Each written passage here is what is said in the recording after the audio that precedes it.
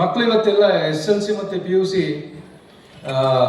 ಸಾಧನೆ ಮಾಡಿರೋರಿಗೆ ಇವತ್ತು ಪುರಸ್ಕಾರ ಕೊಡುವಂಥ ಒಂದು ಪ್ರೋಗ್ರಾಮ್ ಅಂತ ನನಗೆ ಪ್ರಸನ್ನ ಕುಮಾರ್ ತಿಳಿಸಿದ್ರು. ಇವತ್ತಿನ ಎಜುಕೇಷನ್ ಸೀನ್ ಹೆಂಗಿದೆ ಅಂದರೆ, ಯಾವುದೋ ಕಾಲದಲ್ಲಿ ಎಜುಕೇಷನ್ ಅಂದು ಕೇವಲ ಒಂದು ಗುಂಪಿಗೆ ಮಾತ್ರ ಸೀಮಿತವಾಗಿತ್ತು. ಯಾಕಂದರೆ ಅವತ್ತಿದ್ದಂತಹ ಒಂದು ಲ್ಯಾಂಗ್ವೇಜ್ ಅಥವಾ ಇಂಪಾರ್ಟಿಂಗ್ ಲ್ಯಾಂಗ್ವೇಜ್ ಏನಿತ್ತು ಅದು ಕೇವಲ ಒಂದು ಗುಂಪಿಗೆ ಮಾತ್ರ ಸೀಮಿತವಾಗಿತ್ತು.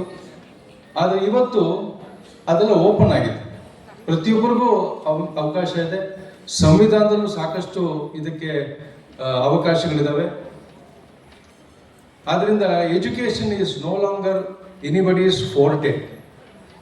ಪ್ರತಿಯೊಬ್ಬರಿಗೂ ಅವಕಾಶ, ಸಮಾನವಾದಂಥ ಅವಕಾಶ ಇದೆ. ಪ್ರತಿಯೊಬ್ಬರಿಗೂ ಕೂಡ ಸಾಕಷ್ಟು ಸವಲತ್ತುಗಳಿದ್ದಾವೆ, ವ್ಯವಸ್ಥೆಯಲ್ಲಿ ಸಾಕಷ್ಟು ಸವಲತ್ತುಗಳಿದ್ದಾವೆ, ಸರ್ಕಾರದವರು ಸಾಕಷ್ಟು ಸವಲತ್ತುಗಳು ಕೊಡ್ತಾರೆ.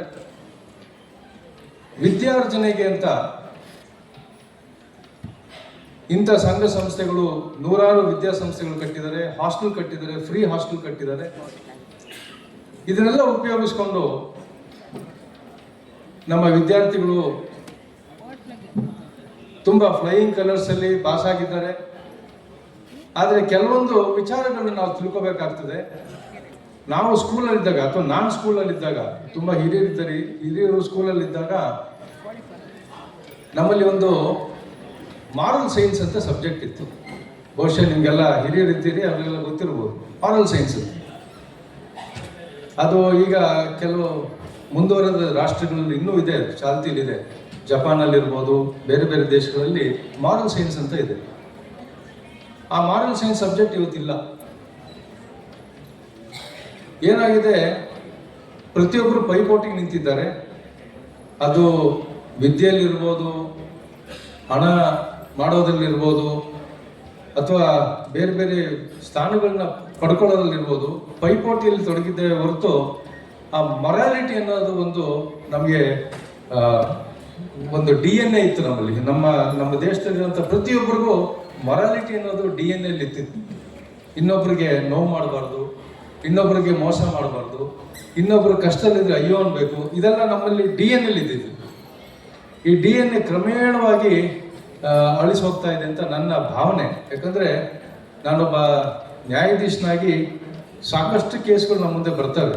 ಸಣ್ಣ ಸಣ್ಣ ಮಕ್ಕಳು ಯಾವುದೋ ಚಟಗಳಿಗೆ ದಾಸರಾಗೋದು, ಆ ಚಟ ತೀರಿಸ್ಕೊಳ್ಳೋದಕ್ಕೆ ಏನೇನೋ ಕೃತ್ಯಗಳು ಮಾಡೋದು, ತನ್ನ ತಂದೆ ತಾಯಿಗಳನ್ನ ಸಾಯಿಸೋದು, ಇಂಥವೆಲ್ಲ ನಡೀತಾ ಇರ್ತದೆ.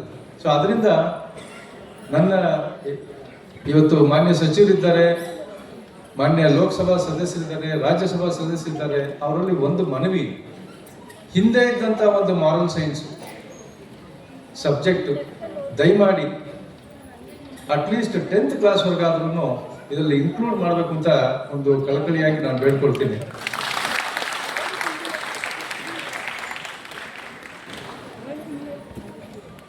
ಮಕ್ಕಳು ಇವತ್ತು ಯಾವುದೇ ಫೀಲ್ಡಲ್ಲಾಗಲಿ, ನಾನು ಬೆಳಿಗ್ಗೆ ಇವತ್ತೊಂದು ಯಾವುದೋ ಒಂದು ವಿಡಿಯೋ ನೋಡ್ತಾ ಇದ್ದೆ. ಸೈಕಲ್ ಅಗರಬತ್ತಿ ಅಂತ ನೀವೆಲ್ಲ ಕೇಳಿರ್ಬೋದು.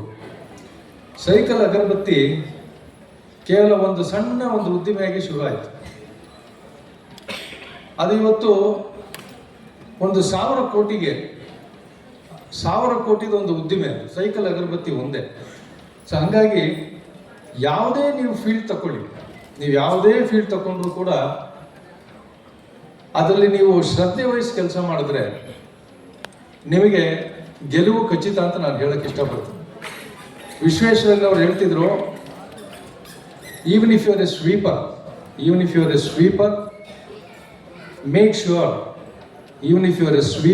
make sure that the sweeping, that the road crossing that you sweep is the best swept in the world ಅಂತ ವಿಶ್ವೇಶ್ವರಯ್ಯ ಹೇಳ್ತಿದ್ರೆ, ನಾವು ಮಾಡೋ ಕೆಲಸದಲ್ಲಿ ಅಚ್ಚುಕಟ್ಟು ಇಟ್ಕೊಂಡ್ರೆ ಅದು ನಿಮ್ಮನ್ನ ಬೇಡ ಅಂತ ತಗೊಂಡು ಹೋಗುತ್ತೆ. ಸೊ ಆ ಮಕ್ಕಳಲ್ಲಿ ಒಂದು ಹಿತವಚನ ಏನಪ್ಪ ಅಂದರೆ, ನೀವು ಮಾಡುವಂಥ ಕೆಲಸನ ಎಷ್ಟು ಅಚ್ಚುಕಟ್ಟಾಗಿ ಮಾಡೋಕ್ಕಾಗುತ್ತೋ ಅದನ್ನು ಮಾಡೋಕ್ಕೆ ಪ್ರಯತ್ನ ಮಾಡಿ.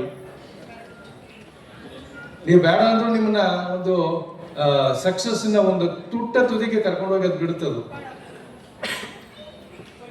ಎರಡನೇದೇನಪ್ಪ ಅಂದ್ರೆ ನಿಮಗೆ ಜನ್ಮ ಕೊಟ್ಟಂತ ತಂದೆ ತಾಯಿಗಳು.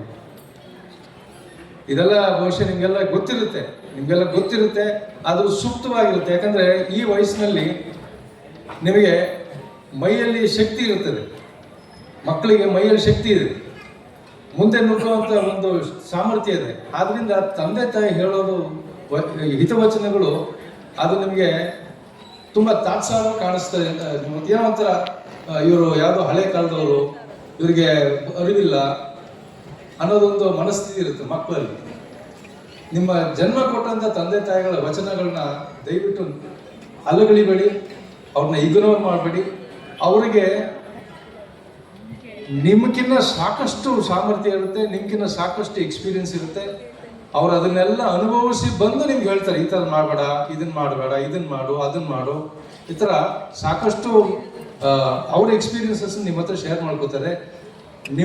ದಯವಿಟ್ಟು ಮಕ್ಕಳು ಮುಂದೆ ದೊಡ್ಡವರಾಗಿ ಸಾಧನೆ ಮಾಡಿದಾಗ ನಿಮ್ಮ ತಂದೆ ತಾಯಿಯನ್ನಾಗಲಿ, ನಿಮ್ಮ ಸುತ್ತಮುತ್ತ ಅಕ್ಕ ತಂಗಿರಾಗಲಿ, ಇವ್ರನ್ನ ದಯವಿಟ್ಟು ಮರಿಬೇಡಿ. ಅವ್ರನ್ನ ಆದಷ್ಟು ನಿಮ್ಮ ಜೊತೆ ಕರ್ಕೊಂಡು ಹೋಗಿ. ಮೂರನೇದೇನಪ್ಪ ಅಂದರೆ ದೇಶ ಇದ್ರೆ ನಾವು. ಸೊ ಹಾಗಾಗಿ ದೇಶದ ಬಗ್ಗೆ ಒಂದು ಸ್ವಲ್ಪ ಒಲವಿಟ್ಕೊಳ್ಳಿ, ದೇಶದ ಬಗ್ಗೆ ಪ್ರೀತಿ ಇಟ್ಕೊಳ್ಳಿ.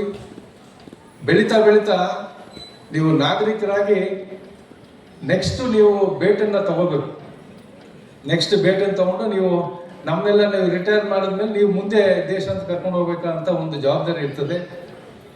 ಸೊ ದೇಶದ ಬಗ್ಗೆ ಸ್ವಲ್ಪ ಒಲವಿಟ್ಕೊಳ್ಳಿ, ತಂದೆ ತಾಯಿಗಳ ಬಗ್ಗೆ ಪ್ರೀತಿ ಇಟ್ಕೊಳ್ಳಿ. ಫ್ರೆಂಡ್ಸ್, JRD ಟಾಟಾ ಅವ್ರು ಹೇಳ್ತಾರೆ, if you want to walk far, walk with others. ದೂರ ನಡಿಬೇಕು ಅಂದರೆ ಜೊತೆಲಿ ಸೇರ್ಕೊಂಡು ನಡೀರಿ, ಎಲ್ಲ ಜೊತೆ ಫ್ರೆಂಡ್ಸ್ ಜೊತೆ ಸೇರ್ಕೊಂಡು ನಡೀರಿ. But if you want to walk fast, ನಾನು ಒಬ್ಬನೇ ಹೋಗಿ ರೀಚ್ ಆಗಬೇಕು, ಎವರೆಸ್ಟ್ನ ನಾನು ಒಬ್ಬನೇ ಎತ್ತಬೇಕು ಅಂತಂದರೆ ವಾಕ್ ಅಲೋನ್ ಅಂತ ಹೇಳ್ತಾರೆ. ಹಾಗಾಗಿ ಒಳ್ಳೆ ಫ್ರೆಂಡ್ಸ್ ಇಟ್ಕೊಳ್ಳಿ. ಸಮಯ ಸಿಕ್ಕಿದ್ರೆ ಎಲ್ಲಾದ್ರೂ ದೂರದಲ್ಲಿ ಹೋಗ್ತಿರ್ತೀನಿ, ಯಾವುದೋ ಒಂದು ಊರಿಂದ ಇನ್ನೊಂದು ಊರಿಗೆ ಹೋಗ್ತಾ ಇರ್ತೀರಿ. ಆ ಊರಲ್ಲಿ ಯಾರೊಬ್ಬ ಫ್ರೆಂಡ್ ಇರ್ತಾನೆ, ಪರಿಚಯ ಇರ್ತಾನೆ. ಆ ಫ್ರೆಂಡನ್ನ ಮೀಟ್ ಮಾಡೋದಕ್ಕೆ ಒಂದು ಪ್ರಯತ್ನ ಮಾಡಿ. ಯಾಕಂದ್ರೆ ಒಬ್ಬ ಮನುಷ್ಯ ಪರಿಚಯ ಆದ್ಮೇಲೆ ಆ ಪರಿಚಯನ ಯಾವತ್ತೂ ಕಳ್ಕೊಳಕ್ ಹೋಗ್ಬೇಡಿ. Friends is an asset, relationship is an asset. ಈ ಅಸೆಟ್ ಅನ್ನೋದೇ ನಿಮ್ಮನ್ನ ತುಂಬಾ ದೂರ ಕರ್ಕೊಂಡು ಹೋಗುತ್ತೆ.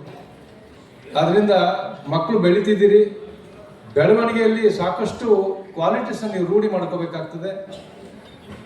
ಕೇವಲ ಬೆಳೆದು ದುಡ್ಡು ಕಳಿಸಿ ಆಸ್ತಿ ತಗೊಂಡು ಕೇವಲ ನೀವು ದೊಡ್ಡವರಾದ್ರೆ ಅದು ನಿಮಗೆ ಮಾತ್ರ ಅದು ಉಪಯೋಗ ಆಗ್ತದೆ ಹೊರತು ನಿಮ್ಮ ಸುತ್ತಮುತ್ತ ಇರುವಂಥ ಒಂದು ಎಕೋಸಿಸ್ಟಮ್ ಅಲ್ಲಿ ಯಾರಿಗೇನು ಸಹಾಯ ಆಗೋದಿಲ್ಲ. ಇಂಥ ಒಂದು ಪ್ರತಿಭಾ ಪುರಸ್ಕಾರ ಫಂಕ್ಷನ್ಗೆ ನನ್ನಂಥ ಒಬ್ಬ ನ್ಯಾಯಾಧೀಶನ ಕರೆಸಿ ನಿಮಗೆ ಹಿತವಚನ ಹೇಳಿಸೋದಕ್ಕೆ ಅವಕಾಶ ಮಾಡಿಕೊಟ್ಟಂಥ ದೇವಾಂಗ ಸಂಘದವ್ರಿಗೂ ಮತ್ತು ಎಲ್ಲ ಪದಾಧಿಕಾರಿಗಳು ನಾನು ನಮಸ್ತಾ ಒಂದು 2 ಮಾತು ಮುಗಿಸ್ತೇನೆ.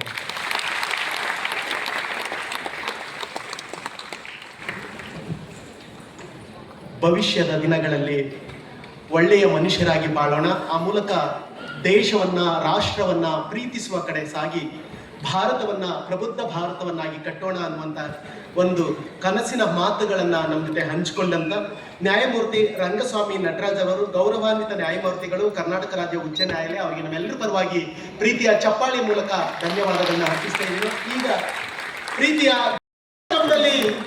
ಕರ್ನಾಟಕ ಸರ್ಕಾರದ ಆರೋಗ್ಯ ಮಂತ್ರಿಗಳಾಗಿರ್ತಕ್ಕಂಥ ದಿನೇಶ್ ಗುಂಡೂರಾವ್ ಅವರು ಮತ್ತು ಡಾಕ್ಟರ್ ಕೆ ನಾರಾಯಣ್ ರವರು, ಮಾನ್ಯ ರಾಜ್ಯಸಭಾ ಸದಸ್ಯರು, PC ಮೋಹನ್ ರವರು, ಮಾನ್ಯ ಲೋಕಸಭಾ ಸದಸ್ಯರು, ದೇವಾಂಗ ಸಂಘದ ಅಧ್ಯಕ್ಷರಾಗಿರುವ ನಿವೃತ್ತ IPS ಅಧಿಕಾರಿಗಳಾಗಿರ್ತಕ್ಕಂಥ ಡಾಕ್ಟರ್ G ರಮೇಶ್ ಅವರು ಮತ್ತು ಶ್ರೀಮತಿ H ಪಾರ್ವತಿ ಅವರು ಉಪಾಧ್ಯಕ್ಷರು ದೇವಾಂಗ ಸಂಘ, ವಿಜಯ್ ಕುಮಾರ್ ಅವರು ಉಪಾಧ್ಯಕ್ಷರು ದೇವಾಂಗ ಸಂಘ, ಇವರೆಲ್ಲರ ಸಮ್ಮುಖದಲ್ಲಿ ಪ್ರೀತಿಯ